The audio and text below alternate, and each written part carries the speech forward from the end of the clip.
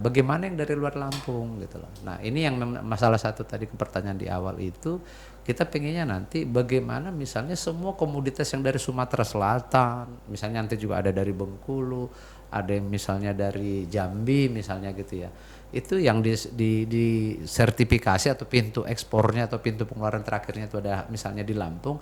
Nah ini yang harapan kita nanti ada one system kuarantin gitu yang kita bangun gitu. Sebentar lagi tol Jambi udah mau jadi, tol Palembang Lampung juga udah jadi. Dengan adanya itu maka intensitas kegiatan juga semakin banyak, dan Pak Doni dan teman-teman di Lampung berusaha untuk mengantisipasi kegiatan yang mungkin akan.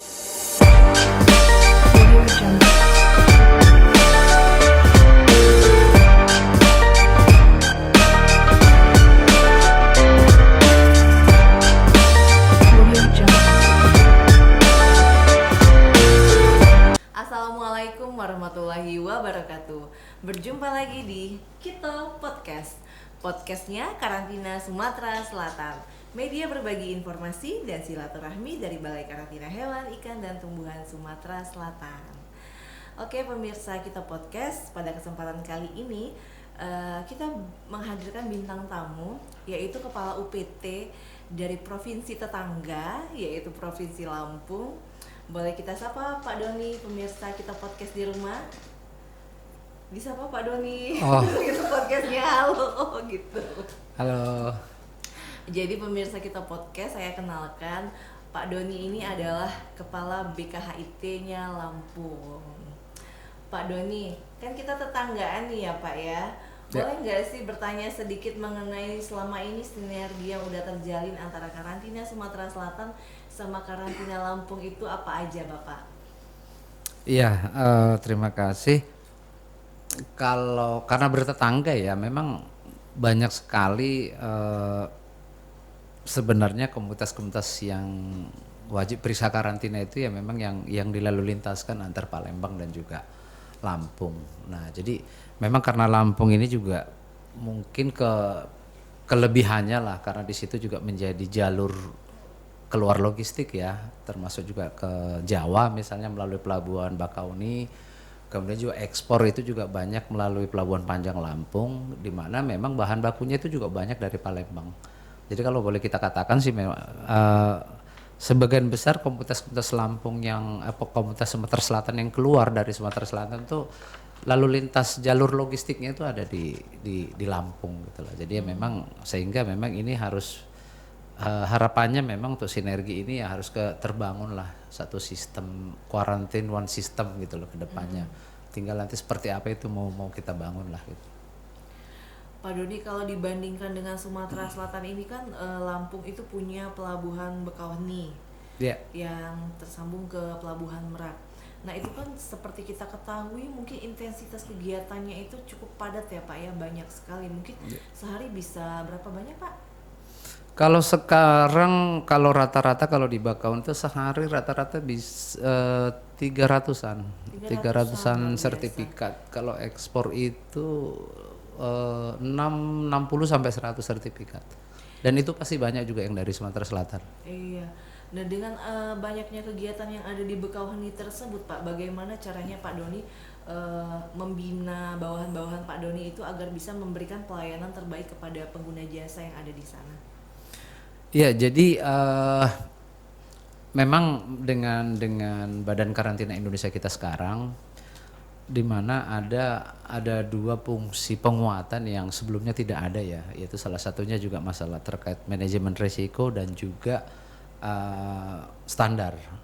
Nah, di mana salah satu penguatan-penguatan yang sedang dibangun karantina ini sekarang adalah salah satunya adalah penguatan traceability, artinya harus tertelusur. Kemudian juga penguatan pre-border gitu lah. Tinggal bagaimana pre-border ini kita implementasikan di domestik. Nah kemudian juga yang menarik lagi di awal kita menjadi Badan Karantina Indonesia adalah sekarang juga ada koordinator kawasan. Nah sehingga nanti yang akan berbeda yang sebelumnya dan sekarang adalah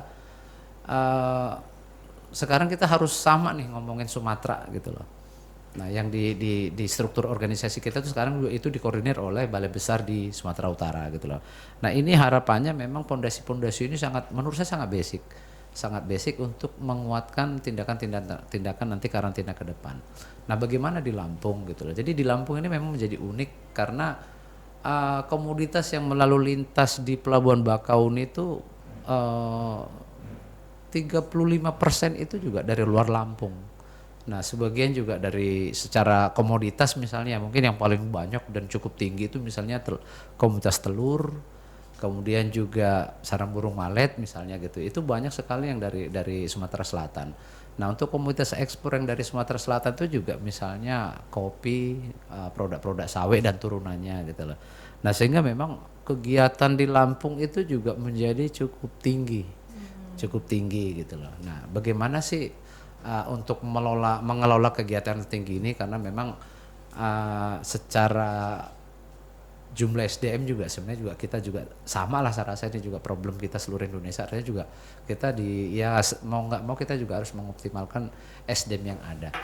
Nah, memang beberapa yang mau kita bangun dan sudah beberapa berjalan itu adalah kita ada satu juga yang menjadi kita bangun sekarang itu adalah yang namanya Quarantine Priority Service.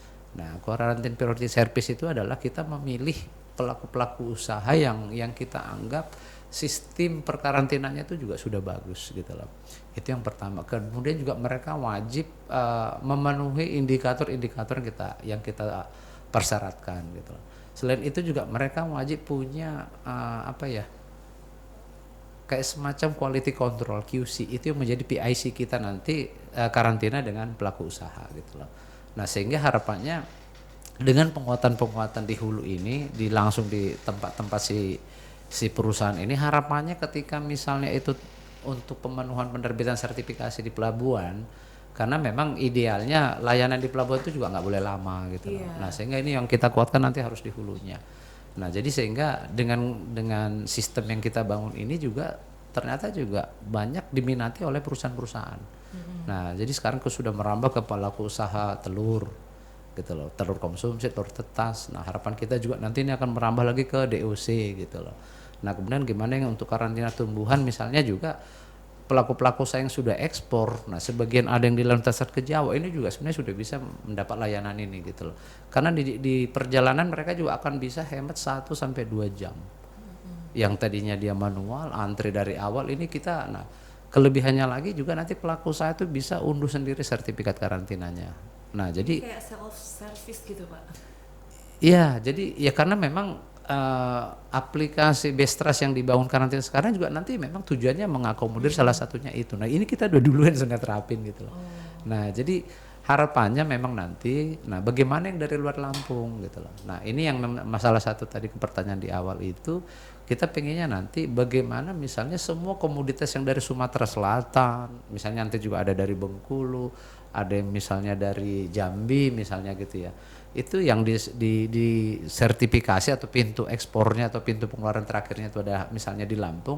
Nah, ini yang harapan kita nanti ada one system kuarantin gitu loh yang kita bangun gitu loh. Nah, sehingga sistem ketelusuran, pengawasan termasuk juga monitoring itu harusnya dilakukan oleh UPT yang karantina di daerah asal itu gitu loh. Nah, sehingga itu juga menjadi jaminan mutu sebenarnya itu karantina Lampung. Sehingga nanti kalau ada misalnya produk-produk dari Palembang, ya kami di Lampung itu sebenarnya tinggal pemeriksaan fisik saja, ya kita berani terbitkan sertifikasi karena sudah dilakukan oleh UPT setempat termasuk misalnya dari Sumatera Selatan gitu. Nah, ini yang dalam waktu dekat ini harus kita bangun. Harus kita bangun gitu loh. Jadi sehingga sistem kita harus sama sehingga memang intinya ke depan ini untuk peningkatan layanan ini tidak boleh lagi juga terlalu lama layanan di pelabuhan bandara itu gitu loh. Nah, poinnya itu gitu. Nah, sehingga untuk ini gimana caranya? Kuatin di hulu gitu loh. Kuatin di hulu. Nah, kuncinya itu. Nah, jadi untuk daerah-daerah komunitas-komunitas yang tidak keluar dari UPT setempat itu ya itu tadi sinerginya harus kita bangun. Sehingga sistemnya harus kita jadikan satu gitu loh.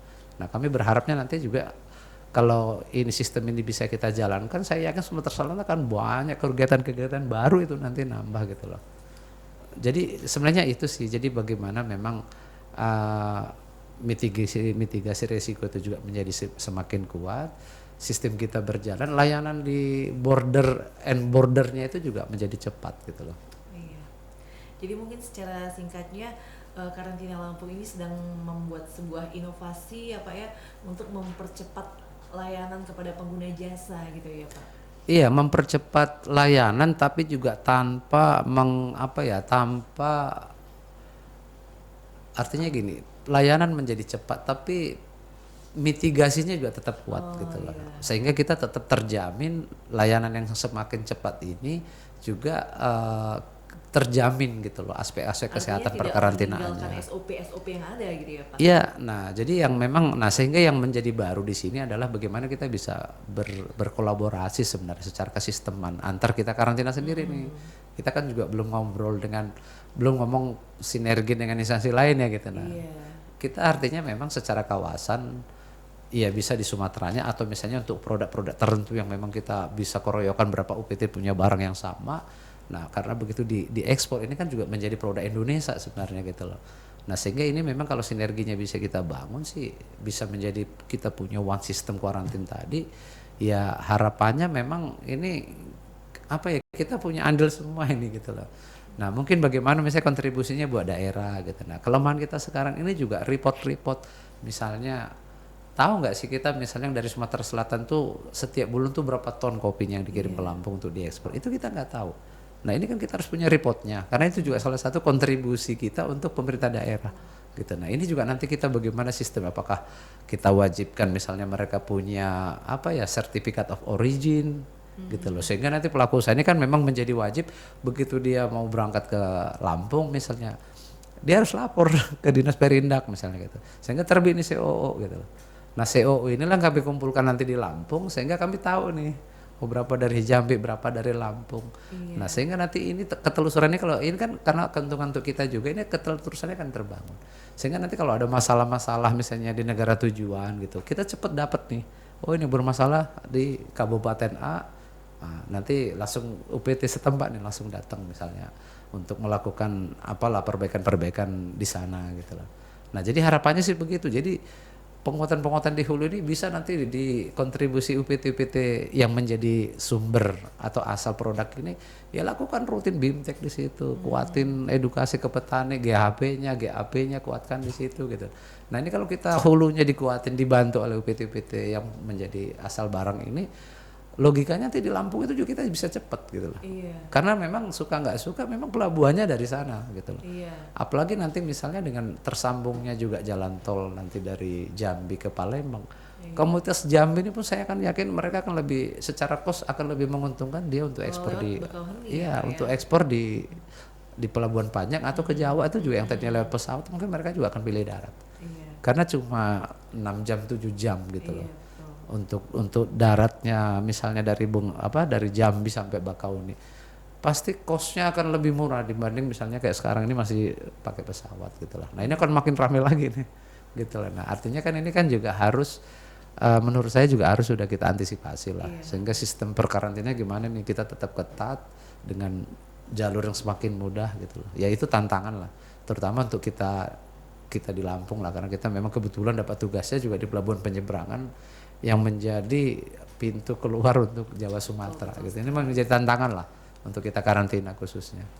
Jadi kita udah sebentar lagi tol Jambi udah mau jadi, tol Palembang Lampung juga udah jadi. Dengan adanya itu maka intensitas kegiatan juga semakin banyak, dan Pak Doni dan teman-teman di Lampung berusaha untuk mengantisipasi kegiatan yang mungkin akan banyak ya Pak ya. Pasti sangat banyak. Jadi contoh untuk di Lampung saja, begitu ada jalan tol tersambungnya jalan tol ini, kalau untuk di karantina saja sekarang kalau kita lihat tren kargo pesawat itu juga turunnya sampai 60%. Artinya 60% ini pindah menjadi lewat darat gitu loh. Karena memang pasti jauh lebih murah ongkos logistiknya.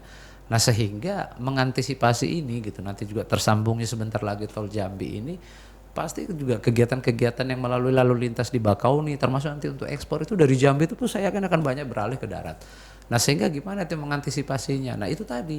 Jadi dari sekarang pun kita dalam waktu dekat ini harus segera membangun sistem dengan teman-teman UPT yang menjadi sumber-sumber dengan Jambi, nanti gimana dengan Palembang, atau komunitas apa yang bisa kita kerja sama untuk sistemnya gitu. Itu pasti harus kita lakukan gitu ke depannya gitu loh.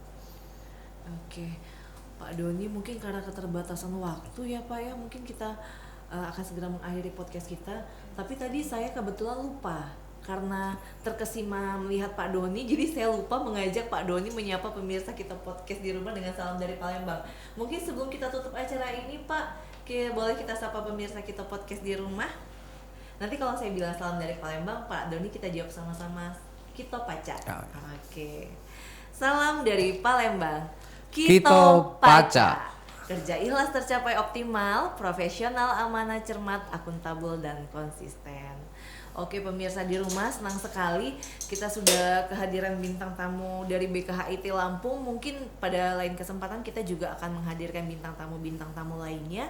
Jangan lupa nantikan podcast kita berikutnya.